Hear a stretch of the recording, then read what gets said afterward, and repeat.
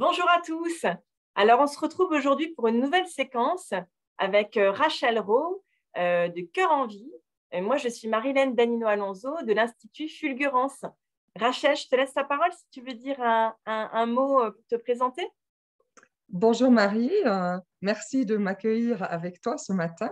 Donc, comme Marie l'a bien dit, je travaille pour Cœur en Vie, j'œuvre pour Cœur en Vie pour permettre aux personnes d'avoir un cœur vibrant de vie qui, je trouve, est essentiel car beaucoup trop de gens traversent leur vie de manière desséchée et vide de sens. Voilà. Alors, c'est justement le thème d'aujourd'hui, hein, c'est trouver la voie de sa réalisation personnelle. C'est un sujet cœur, c'est un sujet de notre époque aussi. C'est un sujet des fois torturant parce que c'est pas toujours évident de trouver vraiment le sens finalement à donner à sa vie et puis surtout la contribution que l'on a à apporter au monde. Et donc, c'est pour ça que j'ai voulu faire cette séquence pour pouvoir vous apporter des clés de compréhension et, euh, et comprendre aussi pourquoi c'est si difficile pour pouvoir en sortir. Alors, ça fait partie de ma mission de sensibilisation, d'accompagnement dans l'Institut Fulgurance, puisque moi, je veux ma mission comme double, une mission qui est celle de sensibiliser, d'accompagner, de favoriser le cheminement, l'accélération des prises de conscience auprès du plus grand nombre, et également de pouvoir accompagner les personnes et les projets pour qu'ils puissent se réaliser. Et évidemment, pour qu'ils puissent se réaliser, on doit pouvoir d'abord les connaître. Donc, c'est tout l'enjeu, en fait, hein, de pouvoir se redécouvrir, de pouvoir renaître à soi-même à un moment donné de sa vie. Ça peut être à 18 ans, à 20 ans, à 30 ans, à 60 ans, à 70 ans. J'ai accompagné des grands-mères. Et pourquoi pas? Ce n'est pas une question d'âge. Quand on a quelque chose à apporter au monde, les choses s'accélèrent. Et finalement, dans ce laps de temps que l'on a à vivre, c'est là que le plus important va se jouer. Donc, parfois, on a le sentiment que le plus important, entre guillemets, en tout cas, ce à quoi on donne le plus d'importance, c'est notre passé. Et en fait, le plus important, c'est qu'est-ce qu'on va faire à partir d'aujourd'hui. N'est-ce pas, Rachel? C'est juste, trouver donc notre orientation professionnelle en fait partie, Marie. Trouver notre métier, ce qui va nous permettre de d'éclore. Qu'en penses-tu, Marie? Eh bien, déjà, tu vois, quand j'entends le mot orientation professionnelle, il y a comme une baisse d'énergie qui s'opère en moi. J'ai l'impression de quelque chose de désuet qui n'est plus du tout au goût du jour. Euh, pour moi, les mots comptent énormément et symbolisent vraiment à chaque fois un sens précis qu'il faut se rappeler. Orientation professionnelle. Bon, d'accord. Donc, on s'oriente vers quoi? Une profession, vers un métier. Bon, quels sont ces métiers? Qu'est-ce qui se passe en fait? C'est qu'aujourd'hui, l'être humain, au fur et à mesure de nos avancées et surtout depuis l'ère de l'industrialisation, en fait, on a bâti des nomenclatures à n'en plus finir. Des process, des administrations, etc. Et on a une nomenclature des métiers. On a même les CSP. Hein, et c'est finalement devenu des documents de référence que l'on utilise pour réaliser des bilans de compétences, pour orienter nos jeunes, pour parler du marché du travail, des secteurs en expansion. Mais finalement, on parle de quoi? On parle de métiers. Dans les métiers, il y a des activités, il y a des organisations, il y a des équipes, il y a un management. Donc, pour ça, il y a besoin, la plupart du temps, d'une formation, de compétences et d'expérience. Voilà. Le problème des nomenclatures, c'est que c'est technique, en fait. Sauf que l'être humain, par définition, pour moi, il n'est pas technique. Il est vivant. Et la différence est bien là. C'est qu'à un moment donné, quand on te dit, mais finalement, pour quel métier serais-tu fait? Ben déjà, c'est biaisé. Parce que si ça se trouve, aucun des métiers qui existent n'est fait pour toi. Parce que chacun est différent, chacun a quelque chose aussi à exprimer. Et donc, je pense qu'il faut aujourd'hui envisager la possibilité d'oser créer son propre métier en fonction de soi, à sa manière, sans avoir à tout prix à rentrer dans un cadre, à coller à une norme et à se satisfaire finalement d'une paire de chaussures qui va peut-être nous faire mal en fait, et qu'un jour on n'aura plus du tout envie de porter parce que quand on porte des chaussures trop petites, soit notre pied se déforme, soit on a des ampoules partout et au bout d'un moment, on hurle. Et je trouve que c'est un peu ce qui se passe en ce moment dans les entreprises, de personnes qui sont rentrées dans des métiers, qui ont été formées pour, qui ont suivi une carrière professionnelle et qui, à un moment donné, étouffent. Ils ont le sentiment de tourner en rond, de plus prendre de plaisir, d'être trop contraints, d'être un peu trop obligés à faire certaines choses et d'avoir un espace d'expression, un espace de réalisation, un espace d'autonomie tellement réduit que ça devient problématique parce que c'est là qu'on perd sa liberté, en fait. Hein? Et ce que je comprends, Marie, c'est que c'est trop cloisonné pour toi quand on parle d'orientation professionnelle. Il faut qu'on puisse avoir plus d'espace, que ça soit plus aéré, en somme. Bah, plus personnalisé. Et à partir de quelle référence? Est-ce que ça va être uniquement le marché du travail? De regarder quelles sont les offres d'emploi, parce qu'à ce moment-là, on est voué au salariat, on va dire, tu vois. C'est une méthode, mais il n'y a pas que cette méthode. C'est ça, en fait, que je voudrais transmettre. C'est que dans l'orientation professionnelle, il y a plusieurs méthodes. Donc, on part de quoi? Soit on part du marché, soit on part de l'individu, de la personne, de ses richesses, de ses talents, de ses zones de génie, de ses besoins aussi, d'expression. Et ensuite, on peut relier, en fait, ses passions, ses talents, ses facultés, ce qui l'anime, ce qui la motive, ce qui la rend heureuse, ce qui l'épanouit.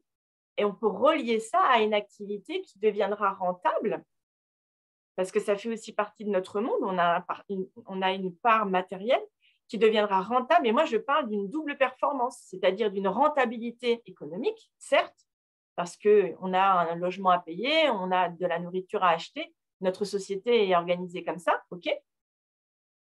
Mais c'est aussi intéressant et même plus enrichissant dans les deux sens du terme. Tu vas comprendre pourquoi je dis ça, Rachel. C'est encore plus enrichissant d'avoir aussi une performance spirituelle, humaine, dans ce qu'on réalise tous les jours, parce qu'on passe beaucoup de temps au travail.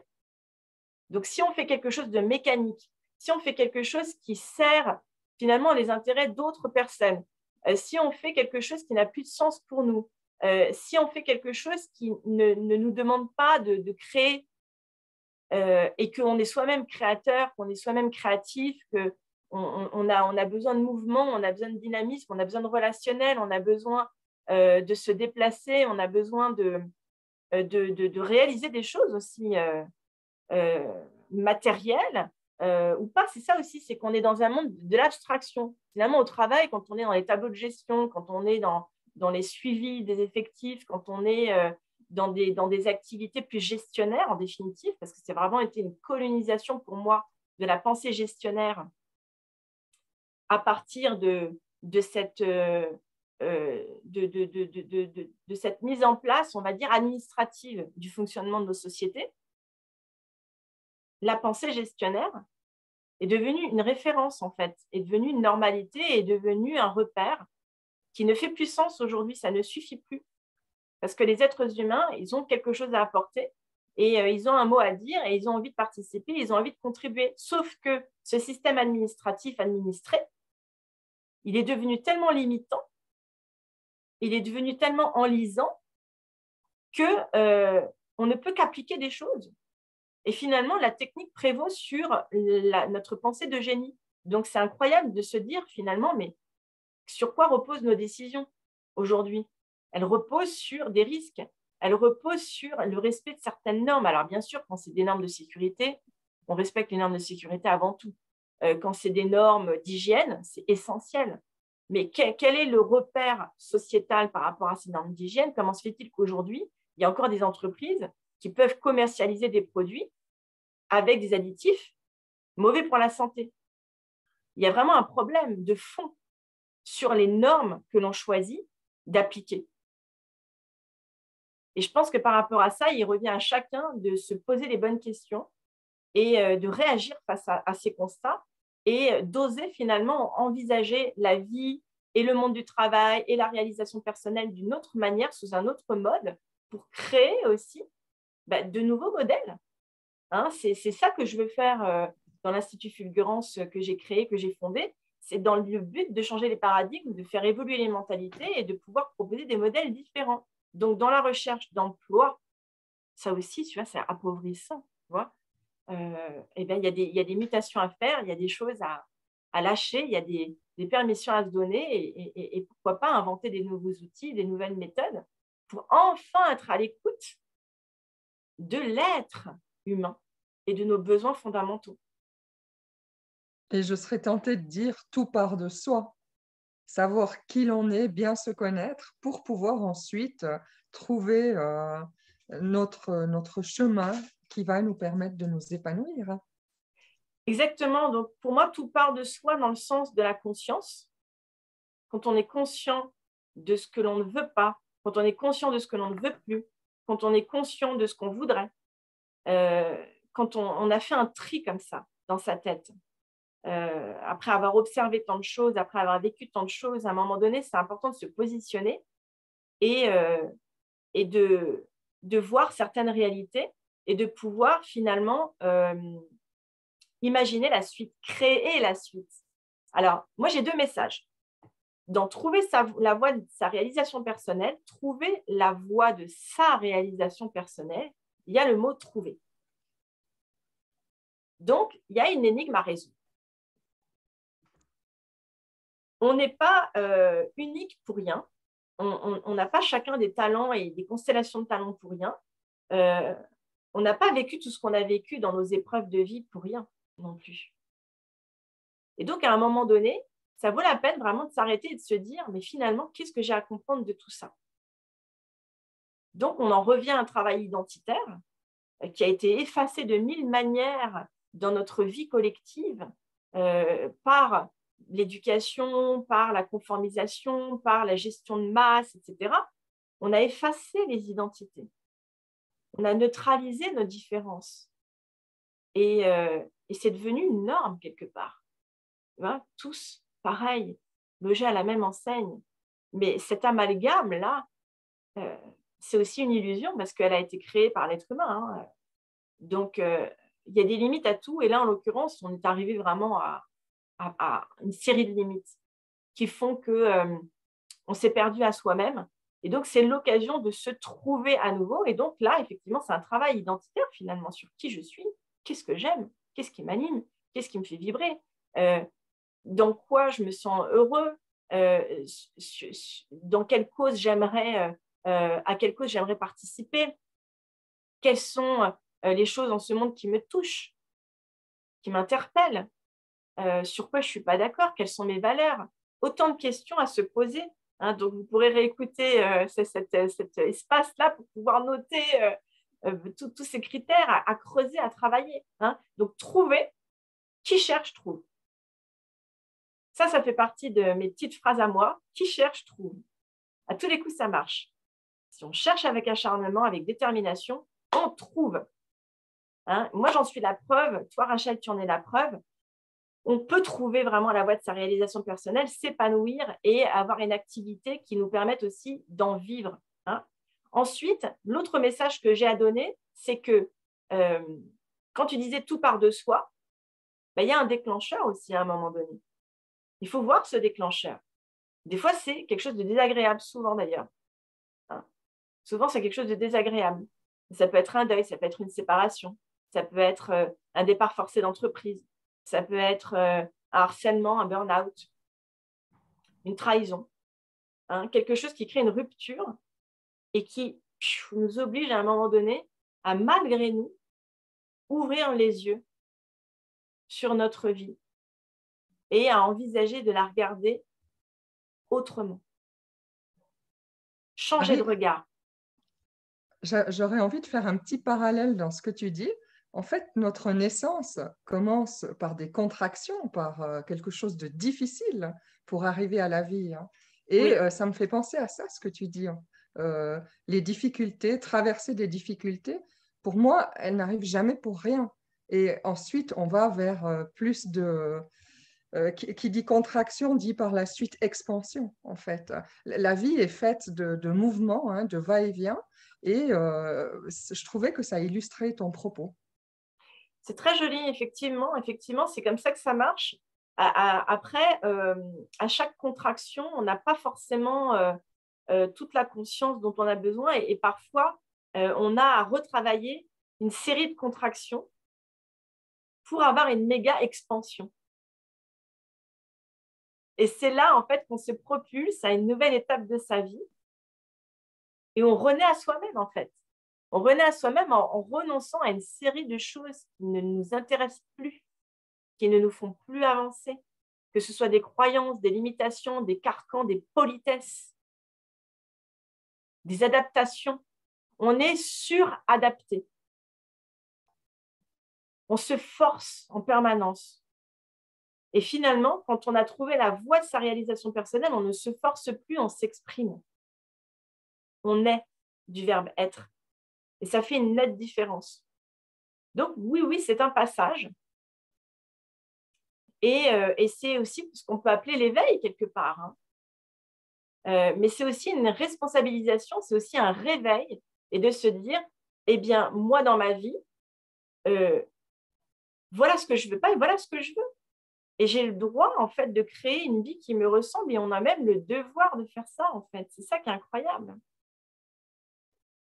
C'est que beaucoup de personnes ne s'autorisent pas à le faire, croyant que ça n'est pas possible, croyant que dans la vie, tout est déjà joué d'avance, croyant que si on a été malchanceux, on le sera toute sa vie. En fait, on s'enferme dans des scénarios qui empêchent notre expansion, que l'on alimente, que l'on maintient en place, parce que finalement, c'est une référence que l'on connaît. Donc, avant de lâcher complètement toutes nos vieilles références, prenons conscience qu'il y en a d'autres.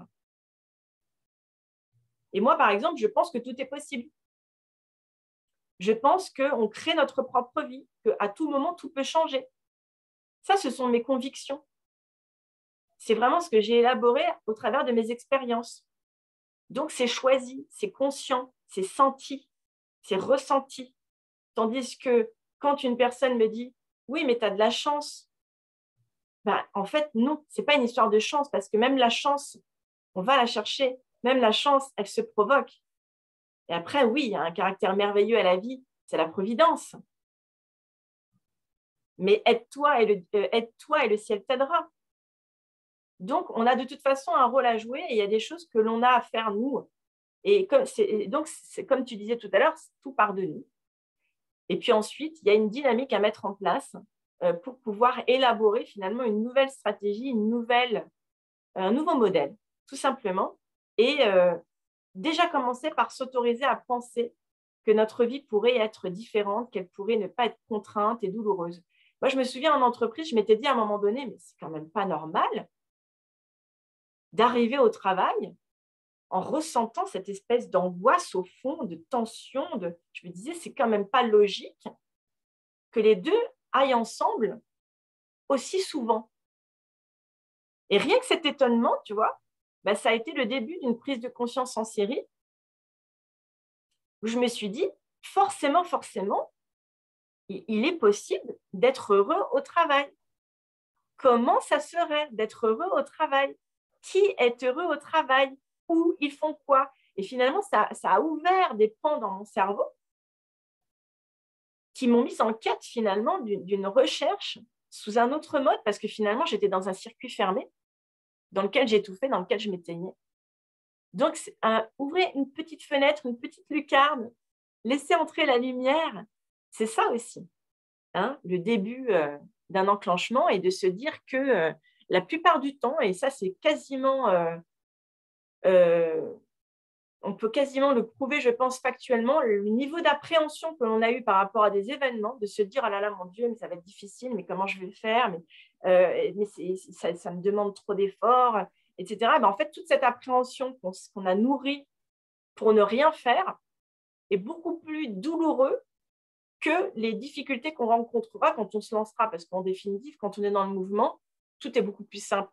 On a tous vécu ça. Et en fait, on projette des scénarios catastrophes, des pensées nocives qui, évidemment, vont nous faire douter un petit peu plus et vont nous maintenir un peu plus longtemps dans notre marasme, dans nos doutes et dans l'inconfort. Donc, l'inconfort, ce n'est pas la nouveauté. Hein. L'inconfort, c'est de rester dans l'inconfort. J'aime bien ta phrase. Je vais la noter, Marie. Mais c'est vrai, il n'y a pas plus inconfortable que de demeurer dans l'inconfort et de s'y accrocher, quoi. Hein? Donc, non, non, non, non, non, non. Ça, faut arrêter d'alimenter nos propres souffrances. Il faut arrêter de s'auto-victimiser surtout. Et il faut vraiment, vraiment, vraiment sortir de cette impuissance et redonner de la valeur à notre puissance créative, justement. Croire en nous, tout simplement. C'est juste. Ne sommes-nous pas tous des petits soleils en puissance, finalement? Et puisque tout part de nous, tous les rayons vont euh, aller éclairer le monde. Alors, lorsqu'on sait Exactement. qui on est, lorsqu'on sait ce dont on a envie, ce qui nous fait vibrer, ce qui nous anime, après, on ne peut que briller, finalement. Et alors, comment tu as découvert cette notion de lumière, de soleil, de transmission, toi, Rachel? Déjà en travaillant avec toi, Marie, hein, avec l'accompagnement que j'ai eu, et puis en faisant divers travaux autour, divers accompagnements, mais le plus révélateur a été le chemin que j'ai fait avec toi, vraiment. Et je dirais, l'élément déclencheur a été de mettre sur papier quels sont mes besoins, quelles sont mes envies, quels sont mes rêves et quelles sont mes valeurs. Ça a été un élément déclencheur de me dire, à mon âge, 50 ans, me trouver devant une feuille blanche, oh, j'ai des besoins et je ne sais pas quels sont mes besoins à 50 ans. Waouh! Et là, une fois que je les ai trouvés, une fois que j'ai pu mettre sur papier, c'est comme si je prenais mon parapente et que voilà, j'étais libérée, je peux y aller, je peux voler. La musique recommençait la mélodie recommençait à sonner dans un rythme naturel. Là, tu viens de parler de la reconnexion à soi, tu viens de Ouais, c'est parler de ça. la conscience de soi, et tu viens de parler aussi de mettre en place une relation saine avec soi-même, qui soit justement développante et pas nocive, pas destructive. Ça passe par la conscience, ça passe par les mots, ça passe par des choix. Ça passe par des affirmations, ça passe par des engagements que l'on prend, que l'on reprend avec soi-même en conscience.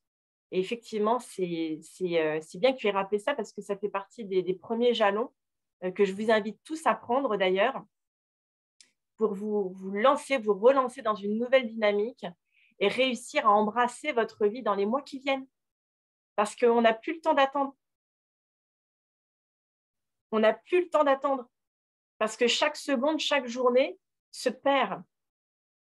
Et le monde a besoin vraiment, vraiment de cette nouvelle énergie, de cette nouvelle dynamique, de ces nouvelles pensées. Le monde a besoin de se fertiliser.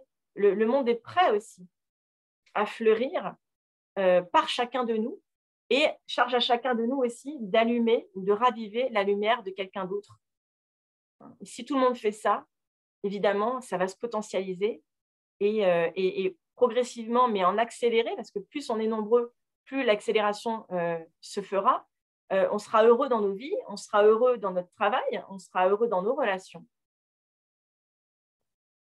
Et on sera moins dans le rejet, dans la protection, dans les carcans, dans les faux semblants, dans les jeux sociaux, dans tout ça qui finalement a été construit par nos égos, a été construit par nos peurs. Donc, il faut faire tomber tout ça. Il faut faire tomber tout ça. Et vivre, tout simplement vivre. Hein, on est là pour ça, après tout. Et la vie, c'est maintenant. C'est pas demain, c'est pas hier, mais c'est maintenant. Exactement. À partir de maintenant, tout peut changer. Ça dépend de vous. Donc, ce sera le mot de la fin pour cette séquence. Merci à tous pour votre attention, pour votre fidélité. Je vous souhaite, comme à mon habitude, le meilleur. Soyez heureux, prenez soin de vous, sortez de tous ces sentiers d'impasse et osez vous exprimer. Mettez-vous en marche, mettez-vous en route. vers quelque chose de nouveau qui vous ressemble, qui vous convienne, qui vous nourrisse, qui vous fasse du bien. Parce qu'en faisant ça, vous ferez aussi du bien au monde. Et ça n'est que le début. À très bientôt tout le monde. À très bientôt Rachel. Au revoir Marie, merci pour tes bons conseils. Merci à toi. À tout bientôt.